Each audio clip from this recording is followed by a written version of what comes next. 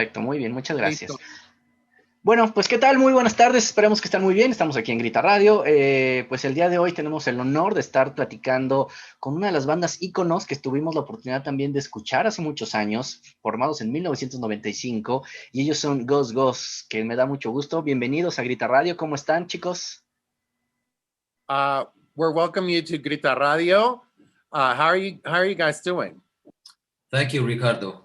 I think we're doing pretty good. We finished our album and we're about to perform our new album live on the 29th of May, and so we're full of excitement and looking forward to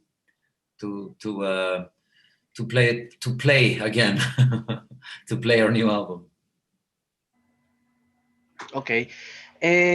¿Cómo han vivido la transformación desde 1995 que crearon ustedes, pues como colectivo? Fue primero como de actores, a ahora llevarlo a la realidad. ¿Cómo ha evolucionado la música de ustedes en cuestión de crear música y de evolucionar la música? How do you feel about the transformation that you've had since you started? You know, that it started as a collective of actors and singers up to this day. What's the evolution of the band? I think that at least on my end, it has, just how the GusGus history started as a loosely connected collective. It was all about exploring possibilities, and due to how the band started, it came clear that GusGus was a band that was free to reconfigure itself and recreate what kind of methods and attitude it would put into their music. And so that has basically defined the couple of phases that we have been through, in the 90s doing a little bit more trip hop, and in the early 2000s with Earth as the lead vocalist doing a little bit more girly, pre-punk, housey kind of thing. And then, when Urdu left and Daniel came back, we went into a little bit more German influenced techno, and after that fusion, and some we have basically just dove a little bit more into song structure and arrangement and lyrics. And this time we are trying somehow to combine the experimental intellectual electronics of the 90s with the early attitudes and chord structures of the late 70s, early 80s in the new wave. So I think it's really really enjoyable being able to, being an electronic musicians, to be constantly able to somehow explore and fuse together different genres and times and ideas and concepts. And all those changes has come with the different people that have been coming and going. So it's all affected by the chemistry of the people who are creating the music. Ok, justamente en esta evolución, vámonos a la parte técnica. Han sido muchos, la tecnología ha avanzado mucho para crear música. ¿Con qué se quedan del pasado para crear lo nuevo y qué usaron nuevamente para crear la nueva música? En cuestión de las herramientas para hacer música, eran diferentes. Regarding how you create the music, and talking about the past, what kind of elements do you keep from the past that you still use in your music nowadays? Even though the technology has evolved, along all these years, what's the gear that you still keep and still use from back in the day? Well, for me personally, I still have my voice that I had on the first album, but I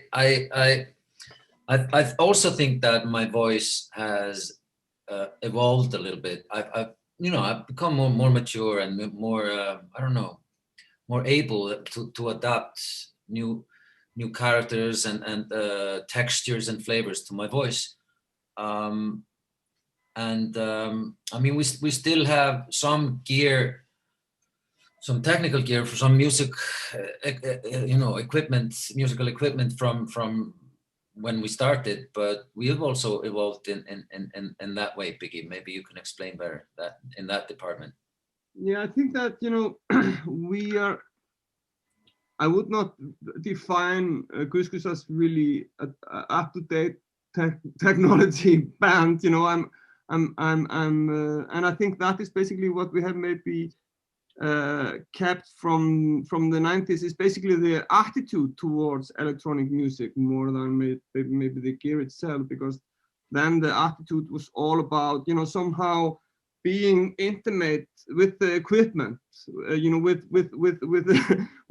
piece of gear that you could just smell doing the sound somehow, and you could turn the knobs, and it was just you could touch it, and you can, you know, just hold it and cherish it and love it, and this intimacy with playing with gear, where the gear itself is part of the band and part of the creation. It's not just a software in the computer with all the other software in the world that you have in the computer. It is something that has a place just in your palm, and you are just exploring the possibilities with it, and with that adorable freedom we had in the 90s when we were exploring the possibilities of electronic music with kind of this club and cult explosion that happened with combination of music and culture, and of course drugs, as always,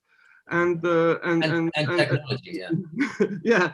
Well, basically the early 90s, they were just using old technology, but you know, and reusing it just to a sense. But it was really much about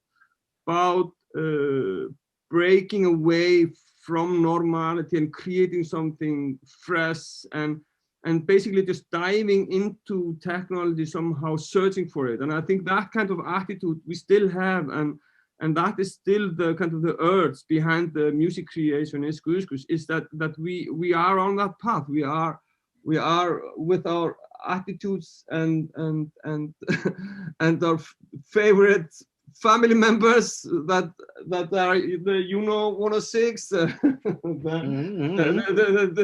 Dopfer rack here behind me, and you know, some of my close family members, you know, and just examining the possibilities and breaking some, you know, barriers in getting something new and fresh that just just gives me goosebumps, because you know, it's for me, music is like a drug. You need bigger doses of you know new stuff, and you need to somehow refine the kick out of music. Ok. Ahora, perfect, thank you. Ahora, viene un nuevo sencillo. Este nuevo sencillo, ¿qué elementos nuevos hizo que tuvieron un break de poder sacar música al día de hoy? Ahora, se ven muy emocionados sacando esta música. ¿Y qué es lo nuevo o cómo se están divirtiendo con esta nueva música que están creando? Con este nuevo sencillo. Well, you have a new single coming up. And how would you say that, you know, like you're enjoying making this new era of GusGus, you know, and how could you explain, you know, the single and how it's influencing, you know, like your mood right now? We're talking about Simple Tuesday, right, Omar? Ricardo, ¿estás hablando de Simple Tuesday o el anterior? No, el nuevo, el Simple Tuesday, sí. Simple Tuesday. Okay, cool. Vil þú byrja, Daniel? Nei, takk þú bara snúning. Yeah, Simple Tuesday was one of those tracks that we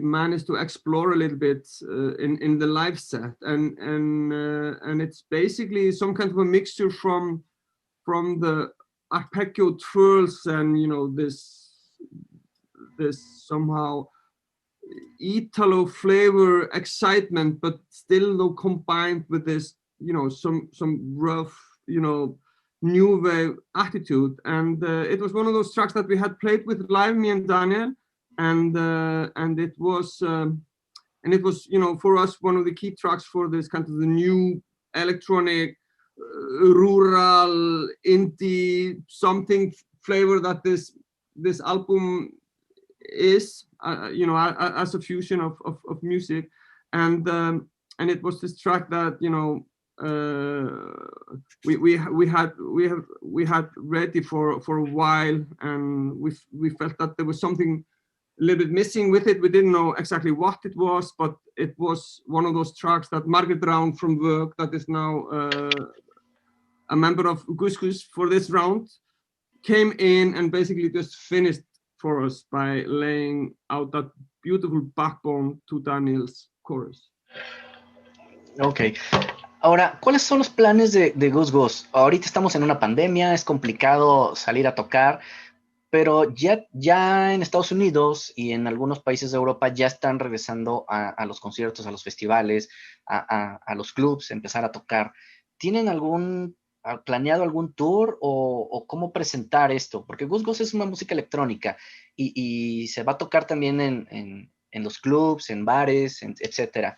Pero ¿cuál es el plan de ustedes como para regresar a los escenarios?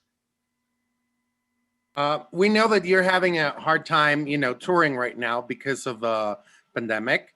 But, you know, there are parts in Europe and, you know, like the US that have already restarted doing shows. What are your what's your touring plans? How are you planning to promote this album? And what's in the future with the shows?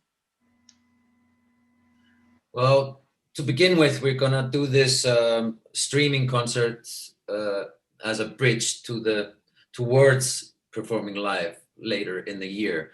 We're gonna do a couple of shows in the summer probably, and then we'll do a tour in the autumn. Yeah, that's the plan. But then, you know, anything can stop our plan. Yeah, we have already laid out a couple of shows in the fall in Ukraine and Poland and few other gigs, and then we're going to tour like the center of Europe in the fall, and then with the new year we will come to Mexico and travel a little bit further, go to Spain and other territories out of that are not part of the mid-European tour in the fall. Claro. Ahora, tuvieron mucho tiempo, aparte, antes de la pandemia y durante la pandemia, de estar creando y estar experimentando música, estar experimentando cómo ha evolucionado la música con los grupos, con los grupos que tocan electrónico. ¿Se dieron la oportunidad de conocer nueva música? During this time that, you know, you took some time off during the pandemic, did you give yourselves a chance to listen what other people were doing and maybe, you know, check out other bands? And if so, which ones have you checked out? Biggie, that's your department. Well, I was really pleased with the Grimes album that came out last year. And there are a couple of, you know, basically just track-wise stuff that I've been following a little bit from the club world. But to be honest, the focus has been really strictly on our music for the last couple of months. But it would be, but I sense that of course people are going to come with all the albums out now that they have been working on during this pandemic, you know, and coming with new albums and hitting tours in the next winter. So it will be really interesting to see what comes out of that, you know. Ok, ahora, ¿tienen planeado sacar más música aparte de estos dos sencillos que han sacado? Y si el disco ya estará disponible también aquí en México para que la gente lo pueda comprar. Disco físico, ¿están planeando sacar algún acetato también? Que está muy de moda sacar los viniles. Apart from these two singles, is the album ready? When is the album out? Is it going to be available in Mexico? Do you know people will be able to purchase them, and via vinyl, which is right now very, it's very in demand? Yes, the album is going to be is ready and has been ready for a couple of months, and it will come out on the 28th of May. That will be the release day on the digital media. You can already pre-order the vinyl. Compact ships worldwide. I think you can order the vinyl from Compact directly. Compact, Compact in Germany. And there will be other vendors that will have the vinyl available when it is ready. It will always also be available on CDs, because there are also strange people that still are using CDs. but I understand the vinyl thing, and I still use a lot of vinyl. So it was really important to do the vinyl as well. And I can promise you that the vinyl sounds great. We already had the test pressing, and it also looks beautiful. So it will be really, we will be really pleased to deliver the vinyl. But I think it will be available like a month, sent out like a month after the album. It's still in the pressing. Ok, las nuevas generaciones están consumiendo estos viniles. Digo, los primeros CDs que fueron creados ya se borraron, o sea, ya no los están leyendo los reproductores de CD. ¿Qué piensan de esa música que ustedes crearon y que probablemente ya no se va a escuchar para la gente que tuvo los primeros CDs que se compraron? Porque la probabilidad es que se hayan borrado.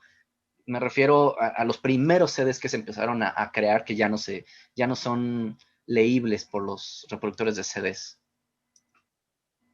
Some of the CDs that were bought, when the first wave of CD came out, basically they're unreadable, or basically the CD players won't read them anymore. What kind of options are, will you offer people, when, your CDs are unreadable? Well, that basically is just up to the record label who have the rights to those releases to do, whatever they're going to do about re-release and stuff. But I think that, for me, I see that, the new reality of music is basically that if you're going to listen to it digitally, then you're going to just listen to it, from audio files. It makes no difference having it on CD and on audio files. But if you want to have it and hold this release in your hand and own it as a statement to your, somehow your collection, yeah, and loyalty to the band. I think the best thing to do that is to buy the vinyl, even if you don't even have the vinyl player, because that is how we see the final product, perfect in its physical form. And I can tell you that my daughter, that is what she does. She buys vinyl, but she never listens to them. She just holds them and then she listens to the tracks on Spotify. Ok, ahora el problema es que si un día deciden bajar el switch de Spotify o que los servidores truenen, como en el caso es que tenían las partes físicas de Universal en Estados Unidos, que se quemaron los originales donde tenían las bodegas, es complicado volver a recrear, bueno, o a juntar la música, es complicado. Well, like in the event that, for example, they turn off the switch on Spotify, and maybe you don't have the masters of the originals. It like for in the case of Universal, that they lost some of the masters, it's very complicated. Is it gonna be very complicated to recreate the sound? We have all the masters, so no worries. No, it's perfect. Ok, ahora, ya nada más como para concluir.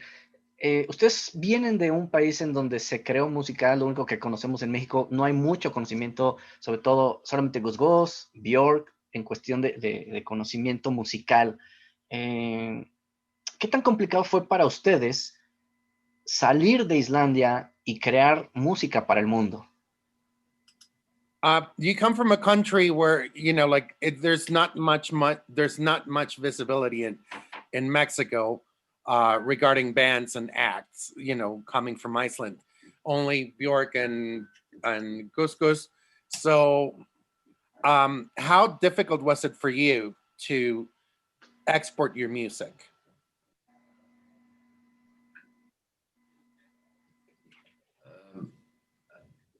I think it was basically in you know, how it normally happens is that you just do your music and you send it out into the world.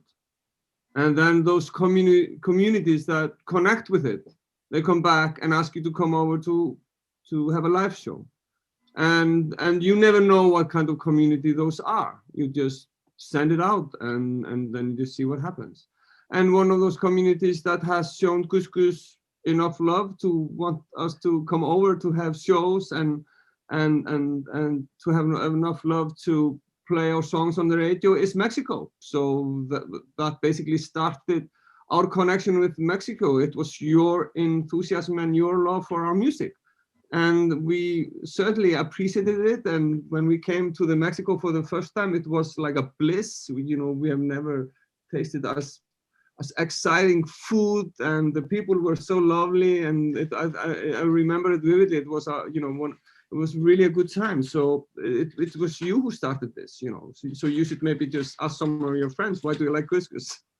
Claro, era complicado. Yo recuerdo la estación donde trabajaba, que era 105.7, era la tercera estación más importante de FM, y haber recibido el primer sencillo de GusGus, y haber ido a los clubs y a los bares, y estar escuchando GusGus y ver cómo la gente evolucionaba y gritaba y bailaba con su música. Es algo especial de nuestra parte transmitírselo a ustedes.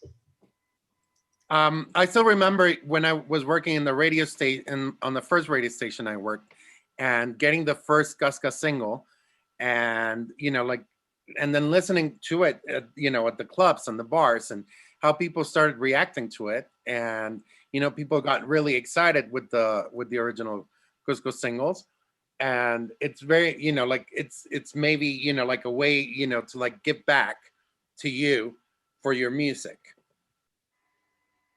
Mm-hmm. Was that a question, Omar? It was more like a statement. Okay. Okay. And I think that it will also be really interesting, maybe to examine later, Daniel. As we are doing this special show with some of the old 90s songs, if we would get a call from Mexico wanting us to do that 90s compact show later on, when we do. Let's see. Maybe we'll get it. Let's see. Ok, perfecto. Digo, ya nada más para concluir, ¿han colaborado en algunas películas, en films, o tienen planeado hacer música también para películas? Digo, se utiliza mucho hacer colaboraciones también con directores de cine. ¿Con quién les gustaría trabajar? Has your music been in films? And if not, is there, right now there's a lot of collaborations of artists with film directors. Is there a special film director you'd love to work with?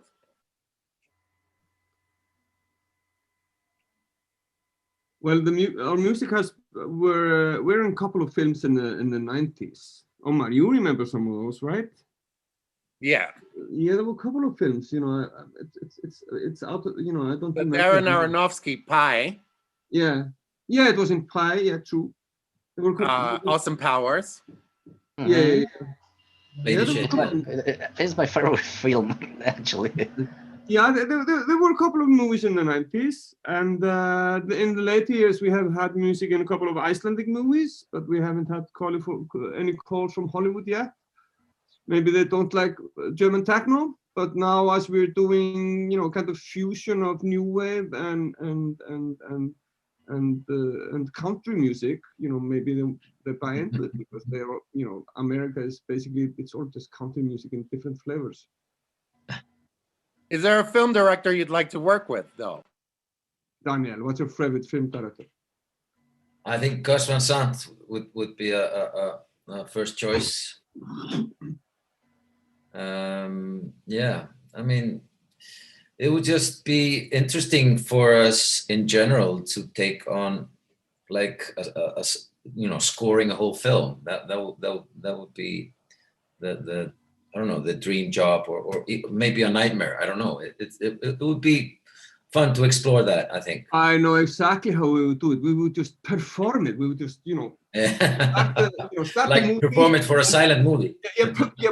Performing the music while the scenes are happening, just like, bring it down and just, so we would maybe create tracks for different scenes and then just play them live somehow over the scene. Well, basically you can do it in the studio. Basically, that is how we do our music in the first place. It's all about, just executing it, on the equipment and, and recording it and arranging it. So yeah, it would be interesting to do a film like Daniel says. We would have great fun doing that, Daniel, for sure. Yeah. Ok, perfecto. Oigan, pues muchas gracias, mucha suerte con este nuevo sencillo. Muchas gracias por haber platicado con nosotros. Y bueno, pues esperamos que vengan a México. Cuando vengan a México, por favor, no duden en visitarnos aquí en la cabina y los llevamos a comer unos tacos y un tequila. Tequila, yeah, Yeah, we understood that. Basically, he's thanking you for the interview, and he says that when you come to Mexico, please come over and visit them over at the radio booth. Well, and tequila. Yes, true. Yeah, yes. Yeah. Thank you so much. And we make Thank a you. shot to the tequila, right? Thank you, Ricardo. Thank you. Thank you so much. Okay. Bye-bye. Thank you. Bye-bye. Gracias, Omar. Que estés muy bien.